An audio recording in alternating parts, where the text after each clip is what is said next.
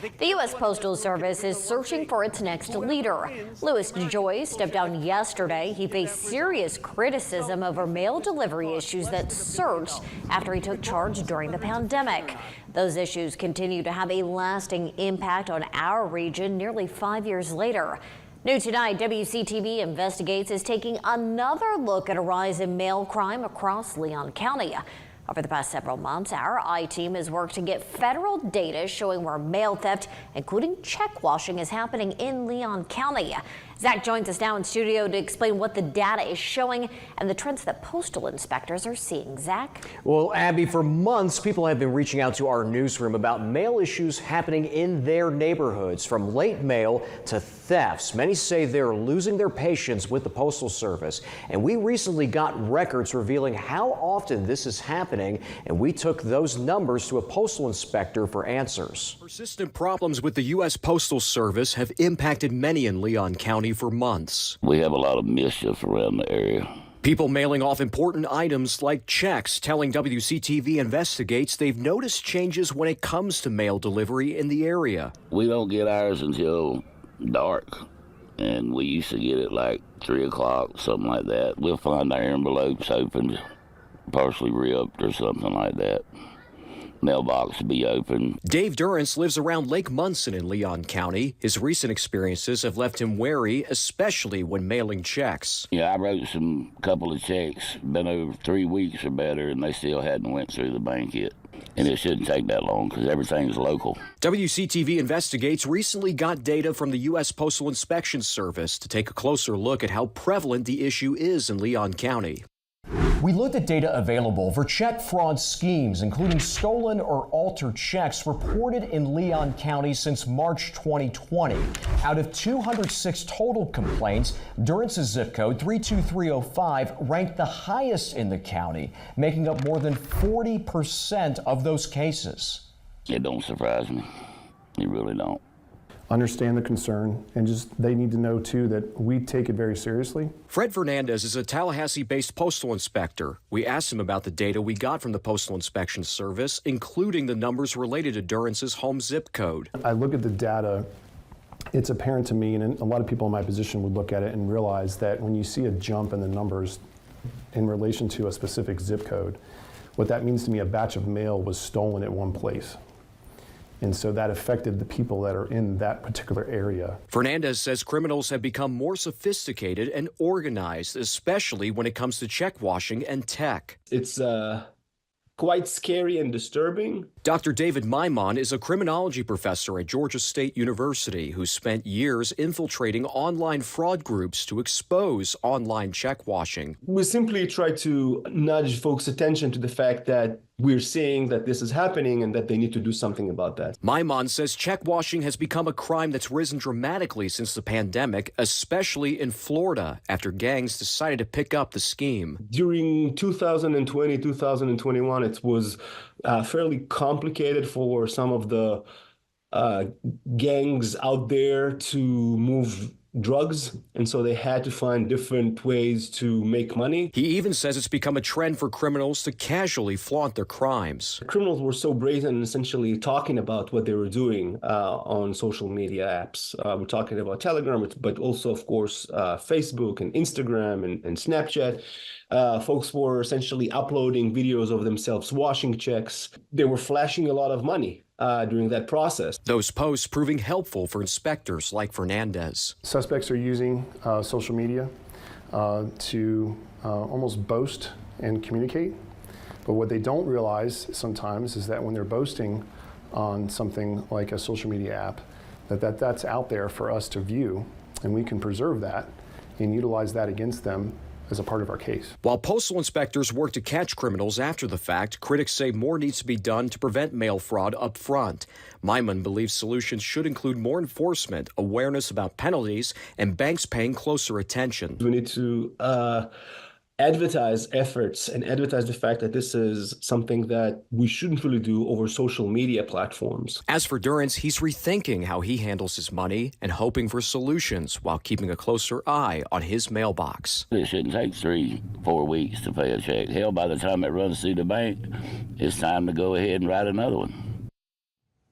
Now, on March 12th, our Washed Away series continues with a dive into possible solutions for this growing problem. The president of the National Postal Police Union has a unique perspective on the issue. He reached out after our original report with claims about dwindling resources over the past few years since the COVID pandemic. Now, we took those concerns to postal inspectors and asked both sides about solutions to protect your mail. We'll also share how a capital city credit union is using technology to protect customers, Abby. Oh, that's so interesting, and it's something impacting so many people in our area. Thank you so much for that report tonight, Zach. You got it.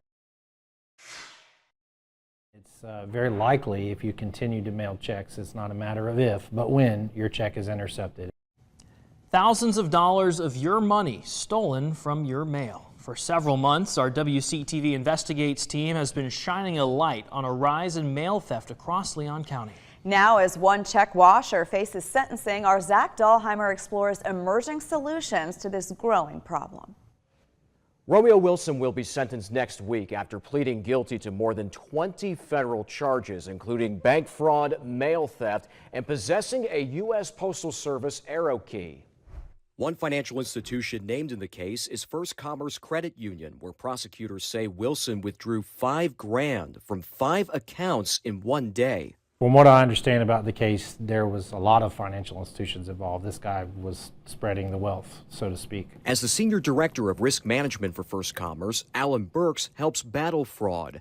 It's a problem he knows intimately from his work as chair of the Big Bend Fraud and Forgery Task Force. Check fraud in general, and this tells you how rampant it is a running agenda item on our meetings. Burks says their group has grown to include financial institutions from as far as Macon, Georgia and Central Florida, working to bridge gaps in communication between banks and law enforcement. Say if you have a traveling group that's stolen a bunch of checks and have altered those checks or washed or created fake checks, we can get ahead of them. U.S. Postal Inspector Fred Fernandez says Wilson's case is an example of how local and federal agencies can collaborate to catch check washers.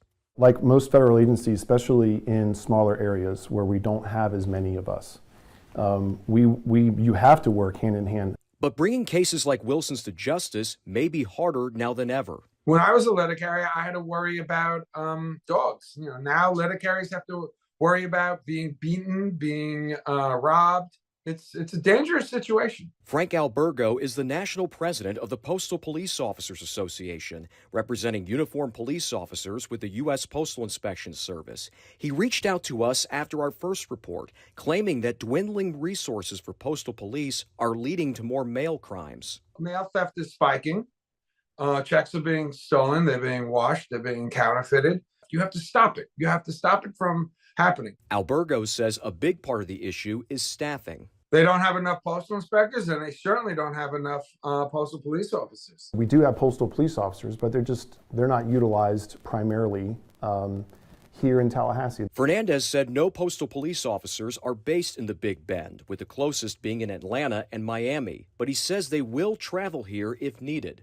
We recognize that we need to continue to fulfill the vacancies that may be there or maybe that we expect to be there as far as our staffing complement.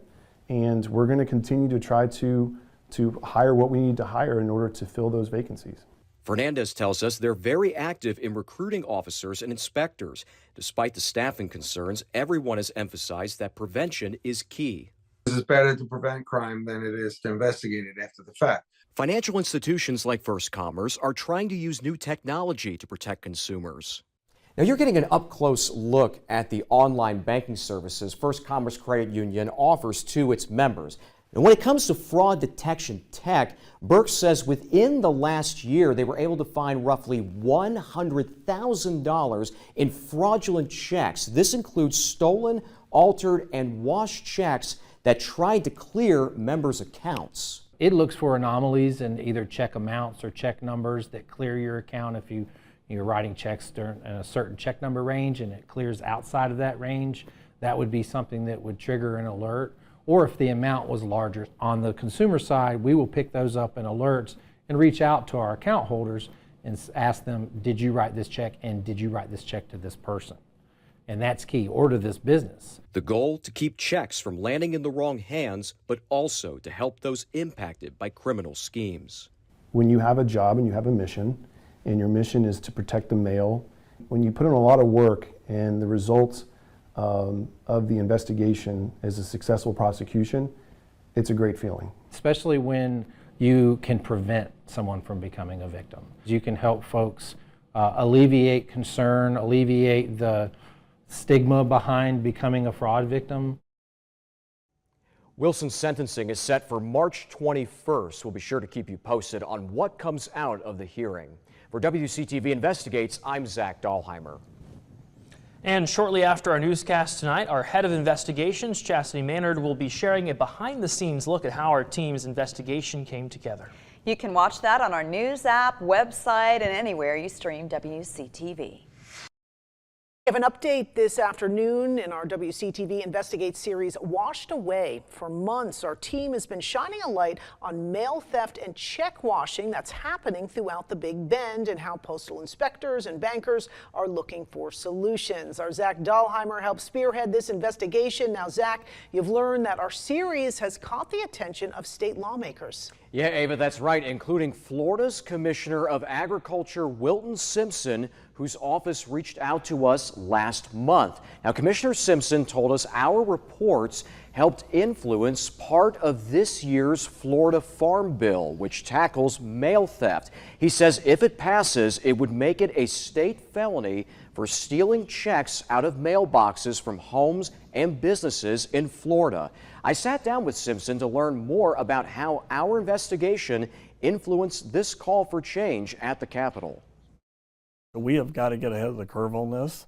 We appreciate your reporting and the investigations that you've done. And so it makes us want to, and we are responding in our Farm Bill this year with some legislation that we hope will help curb this. Wow, that's incredible, Zach. And while lawmakers are considering ways to prevent mail crime, what can people do to keep their mail safe?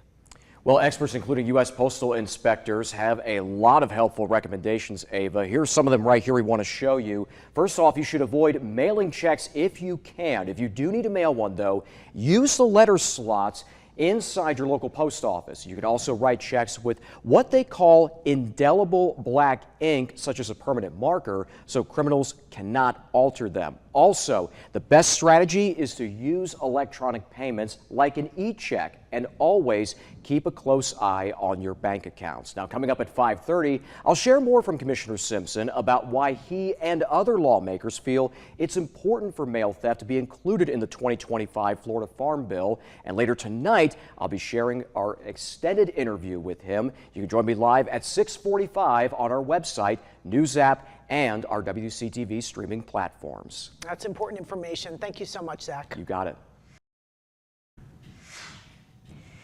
We want to share some new developments in our WCTV Investigate series, Washed Away, targeting mail theft and check fraud in the Big Bend. It is now inspiring some new legislation in Florida. Part of this year's Florida Farm Bill focuses on mail theft. Our Zach Dahlheimer joins us in studio. And Zach, what would this bill do?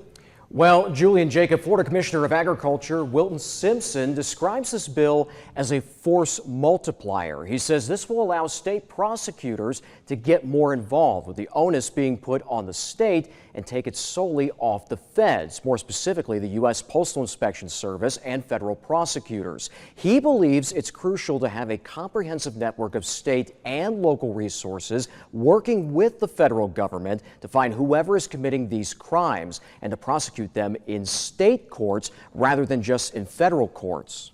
The Attorney General's office, our office, law enforcement from around the state will actually be able to do something to have teeth, where when we find them, we don't have to turn them over to our federal agency and have it be a federal crime. Now it's an in-state crime. So it's something we can now see the fruit of our labor. We will be able to track it. We'll be able to put these folks in jail.